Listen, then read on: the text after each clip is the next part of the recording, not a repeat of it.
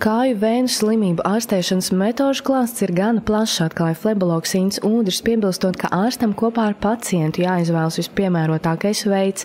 Dati liecina, ka ar hronisku vēnu mazspēju sirgs aptuveni trešdaļa Latvijas iedzīvotāju, savukārt ar vēnu varikozi slimo 26% sieviešu un 29% vīriešu. Ūdrs norāda, ka kāju vēnu operācijas laikā tiek izmantots kāds jauninājums, un tā ir dubultā atsāpināšana.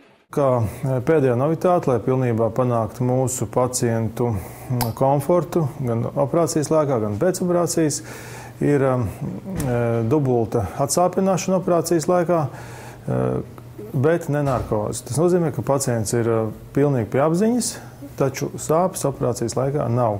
Un tas nebūtu jājauc ar spinālu anestēziju, ko bieži uzskata kā, teiksim, injekcija mugurā. Pēc tam paliek nejūtīgs kājas. Šeit notiek injekcijas tikai kājā, un tāpēc pacients apmēram 2 stundas pēc operācijas var doties projām. To, ka dubultai atsāpināšanai salīdzinot ar vispārējo anestēziju ir vairākas priekšrocības, apliecina arī aktieris Ivars Puga, kuram veikta kāju vēnu operācija. Viņš atzīst, ka tās laikā nav jutis nec diskomfortu, nec arī sāpes. Tā bija jautrāka operācija manā mūžā. Tādā, ka līdz šim man bijušas operācijas ar pilno narkozi un tomēr tāda nopietna tā gatavošanās operācijai un tā. Es jūtu, ka būs tā nopietna, bet te bija tā, te bija interesanti. Jā, par operāciju tā var teikt, jā.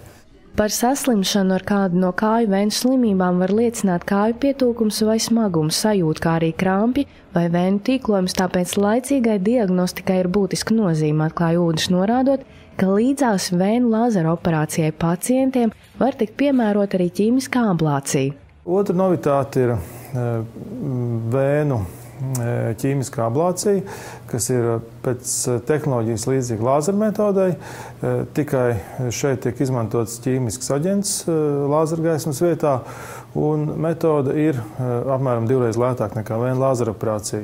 Protams, katrai metodei savu plusi, savu mīnusi, bet ir pacientu loks, kuriem tieši varbūt šī būs atbilstošākā, pieejamākā, jo galvenais ir atrisināt, teiksim, pacientu problēmas un likvidēt saslimšanu, un katram atrast piemērotāko pieeju. Ņemot vērā vēnu slimību un to izraisīto seku aktualitāti Latvijā, Veselības centrs 4 jau 3. gadu martā rīko fleboloģijas mēnesi.